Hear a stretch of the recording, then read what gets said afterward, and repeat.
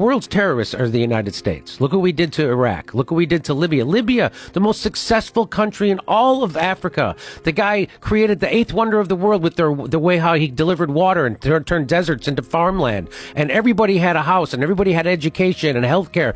And we turned it into a failed state run by terrorists with open slave markets. Who did that? Barack Obama and Hillary Clinton did that. And they'll never have to pay a price for that. Barack Obama, the most he'll do is go, nope, that was a mistake.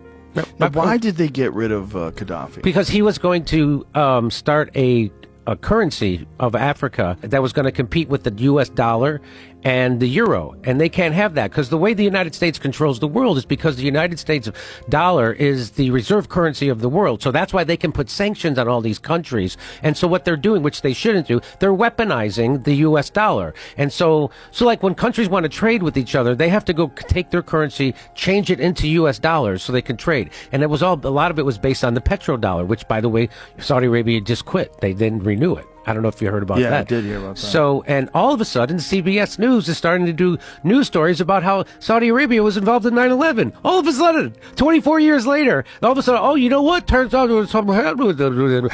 And they're like, you mean 2 weeks after they decided to not renew the petrodollar? Now CBS News is allowed to talk about that and investigate it, which when I talked about it got demonetized.